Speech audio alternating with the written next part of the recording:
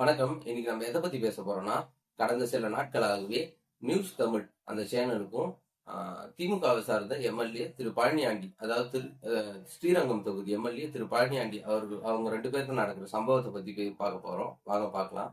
First திரு பழனியாண்டி யாருன்னு பாத்தீங்கன்னா, அவர் வந்து 2021ல ஸ்ரீரங்கம் தொகுதியில போட்டியிட்டு எம்எல்ஏ ஆகுறாரு.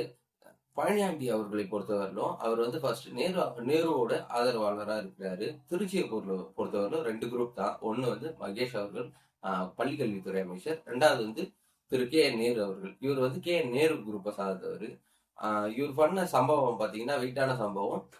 உட்கட்சியை சேர்ந்த அந்த கட்சியில இருக்கிற திருச்சி சிவா இருக்காரு இல்லைங்களா, அவர் வீடு தாக்கப்பட்டது கொஞ்சம் நாளுக்கு முன்னால. அந்த வீடு தாக்கப்பட்ட சம்பவத்துல இவருக்கு சம்மந்தம் இருக்குதுன்னு சொல்லிட்டு பேசுறாங்க அந்த கட்சிக்குள்ள. அதுக்கப்புறம் பாத்தீங்கன்னா அவர் நிறைய கல்குவாரி, அப்புறம் நிறைய பிசினஸ், எம்எல்ஏஸ்னா நிறைய பிசினஸ் பண்ணுவாங்க இல்லையா, அந்த மாதிரி ஒரு பிசினஸ் தான் அவர் நடத்துற கல்குவாரி. அந்த கல்குவாரியில நிறைய அதாவது கனிம வளங்களை எடுக்கிறாங்க அப்படின்னு சொல்லிட்டு நியூஸ் தமிழை சார்ந்த செய்தியாளர்கள் வந்து 2 பேர் செய்தியாளர்கள் மற்றும் சிலர் வந்து போய் அங்க வீடியோ எடுக்க போயிருக்கிறாங்க. இத எப்படியோ தெரிஞ்சுக்கிட்ட திரு பழனியாண்டி அவர்களுடைய சார்ந்த கும்பல் வந்து அவங்களை அடிச்சாங்க. அதை பத்தி நம்ம பேசலாம். திரு பழனியாண்டி அவரை பொறுத்தவரையில இப்ப எந்த கோஷ்டிலையும் இல்ல. அதாவது நேரு கோஷ்டியும் இல்ல, மகேஷ் அவர்கள் கோஷ்டிலையும் இல்ல. அவர் தனித்து செயல்பட்டு வர்றாரு. 2026 தேர்தலுக்காக சீட்டு வாங்கணும்னு சொல்லிட்டு அவர் தனித்து செயல்படுறாருன்னு நினைக்கிறேன். நியூஸ் தமிழ் அந்த சேனலை பத்தி பார்த்தலாம். அவங்க வந்து எப்பயுமே திரு கதிரவன், கேமரா பர்சன் வந்து செபாஸ்டின், இவங்க 2 பேர் தான் வந்து பழனியாண்டி அவர்களால மிகவும் கடுமையாக தாக்கப்பட்டிருக்கிறாரு. அந்த வீடியோலாம் வந்து நிமிஷத்துக்கு ஒரு தாட்டி நியூஸ் தமிழ் சேனல்ல போட்டுட்டு இருக்காங்க. ஆனா இதுக்கு ஆக்ஷன் வந்து என்ன எடுப்பாங்க? சும்மா தான் போடுவாங்க. ஏன்னா ஒரு ஆளுங்கட்சி எம்எல்ஏ மேல நீங்க வந்து இந்த மாதிரி ஒரு புகாரை தெரிவிக்கும் போது அது வந்து ஆளுங்கட்சி எப்படி நடவடிக்கை எடுக்கும் சொல்லுங்க பார்ப்போம்.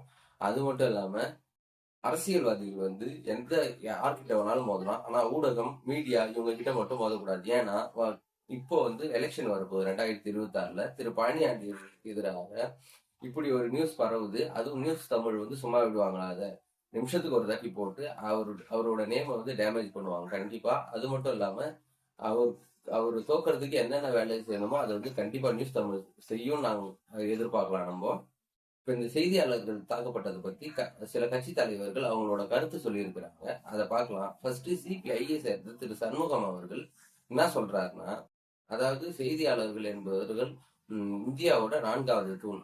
அந்த அப்படியாப்பட்டவங்களை நீங்க அடிக்கிறதுன்றது தப்பு. ஃபர்ஸ்ட் வந்து திரு பழனியாண்டி அவர்கள் இந்த மாதிரி அவங்க இடத்துல நியூஸ் சேகரிக்க வராங்க செய்தியாளர்கள்னா அவங்கள கூப்பிட்டு அது நடக்கல அப்படின்ற மாதிரி பதில் தான் சொல்லணுமே கண்டி, இல்ல விவாதம் தான் பண்ணணுமே கண்டி அவர்களை அடிப்பதோ இல்ல துன்புறுத்துவதோ தவறு அப்படின்னு சொல்லியிருக்காரு. அண்ணாமலை, பிஜேபி முன்னாள் தலைவர், மாநில தலைவர் அண்ணாமலை அவர்கள் சொல்லும் போது என்ன சொல்லியிருக்கிறாரு, தமிழ்நாட்டுல ஜனநாயகமே இல்லாத போச்சு, அதாவது ஒரு ஊடகத்துக்கு ஜனநாயகம் இல்லாத போச்சு அப்படின்னு சொல்றாரு. அது மட்டும் இல்லாம திமுக என்பது போதை மருந்துகளை விற்கிறவங்க மற்றும் அதை சப்ளை பண்றவங்க இவங்களுக்கான கட்சி. அதுல நம்ம ஜனநாயகத்தை பாக்குறது அது முடியாத விஷயம் அப்படின்னு சொல்லியிருக்காரு. தமிழக வாழ்வு உரிமை கட்சி தலைவர் திரு வேல்முருகன் அவர்கள் சொல்லும்போது, தமிழ்நாட்டுல கனிம வளங்கள் வந்து கொள்ளையடிக்கப்படுகிறது மிக அதிகமாக.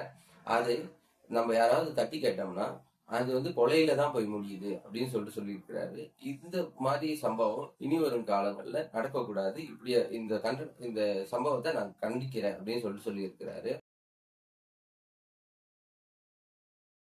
அதிமுக பொதுச் செயலாளர் திரு எடப்பாடி கே பழனிசாமி அவர்கள் என்ன சொல்லியிருக்கிறாருன்னா, ஊடகங்கள் வந்து திமுக செய்யற தப்ப மறைச்சிட்டே வந்தீங்க, அதனாலதான் அவங்களுக்கு இவ்வளவு தைரியம் வந்திருக்குது. திமுகவை பொறுத்தவரையிலும் ஊடகங்களை இப்படிதான் ஹேண்டில் பண்ணுவாங்க, நீங்க தான் விழிச்சு இருக்கணும். அதுவும் இல்ல, இது தேர்தல் காலம் என்பதால ஊடகத்தை சார்ந்த நண்பர்கள் வந்து உண்மையான செய்தியை வெளியிடணும் அப்படின்ட்டு சொல்லியிருக்கிறாரு. உங்களுக்கு நீங்க இப்படியே பண்ணிட்டு இருந்தீங்கன்னா அவங்க இதுக்கு மேல உங்களை டார்ச்சல் தான் பண்ணுவாங்க அப்படின்ற மாதிரி சொல்லியிருக்கிறாரு.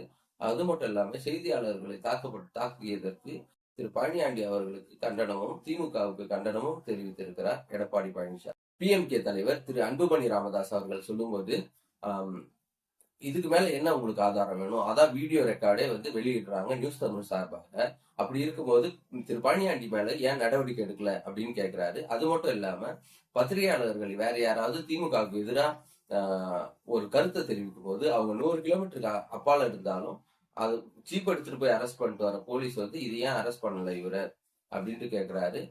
கனிம வளங்கள் என்பது தமிழ்நாட்டில் பாதுகாக்கப்பட வேண்டியது அப்படின்னு சொல்லியிருக்கிறாரு அன்புமணி அவர்கள்.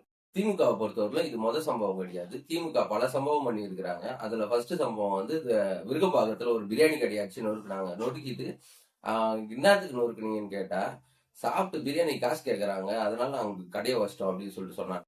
அது ஃபர்ஸ்ட் சம்பவம்னா இப்ப லாஸ்டா நடந்த சம்பவம் வந்து நியூஸ் 18 தமிழ்நாடு அந்த சேனல்ல வந்து ஒரு விவாதம் நடக்குது. அதுல பத்திரிகையாளர்னு சொல்லிட்டு ஒருத்தர் சொம்பு அண்டா சுத்தின்னு இருக்கும். அந்த அண்டாவை ஏதோ பேசிட்டாங்கன்ட்டு உடனே சேகர் பாபு போன் பண்ணி வெளியே ஆட்களை கூப்பிட்டு பிஜேபி கட்சி ஆளுங்களை அடிச்சு அவங்க மேலேயே கேஸ் போட்டு அனுப்பிச்சாங்க. அந்த மாரி இவங்க திமுக காரங்க பண்ற அட்ராசிட்டிலாம் ரொம்ப அதிகம் தான். திமுகவை பத்தி சொல்லணும்னா இந்த மாதிரி பல சம்பவம் சொல்லலாம். அதுக்கு ஒரு வீடியோலாம் பார்த்தாது, ஒரு 100 வீடியோ போடணும். எம்ஜிஆரை தொட்டு, ஜெயலலிதா அம்மாவை தொட்டு, அதுக்கப்புறம் திரு எடப்பாடியை தொட்டு, அதுக்கப்புறம் இப்போ இருக்கிற விஜய் வரைக்கும் இவங்க அடிச்சுட்டு தான் இருக்கிறாங்க. கருத்துன்றத கருத்தா மோத மாட்டாங்க அவங்க. என்னைக்குமே வந்து அவங்க வந்து ஒரு அராஜக போக்குல தான் இருப்பாங்க. நிமிஷத்துக்கு 30 தாட்டி நியூஸ் தமிழ் செய்தியாளரை அடிச்சிட்டாங்கன்னு சொல்லிட்டு ஒளிபரப்பு செய்யற அந்த சேனல் திரு சவுக்கு சங்கர் அவர்கள் வீட்டுல மழை தள்ளி கொட்டும் போது யாராவது ஏதாவது நியூஸ் போட்டீங்களா சொல்லுங்க. இதை வந்து அன்னைக்கே நீங்க கண்டிச்சு இருந்தீங்கன்னா இன்னைக்கு அந்த மாதிரியான ஒரு விஷயம் நடக்குமா? இவ்வளவு தைரியமா பண்ணுவாங்களா? தமிழகத்துல இருக்கிற நியூஸ் சேனல்லையும் நம்ம குறை சொல்லிதான் ஆகணும். இவங்க ஒழுங்கான நியூஸை போட்டா கட்சிக்காரங்களுக்கோ ஆட்சியாளர்களுக்கோ எதிர்கட்சியாளர்களுக்கோ பயம் இருக்கும். இந்த பயம்ன்றது இப்ப தமிழ்நாட்டுல கொஞ்சம் கூட கிடையாது. இதுபோல் இன்னொரு சம்பவம் தமிழகத்தில் நடைபெறாமல் இருக்க காவல்துறை நடவடிக்கை எடுக்க வேண்டும் என்று கேட்டுக்கொள்கிறோம். நன்றி.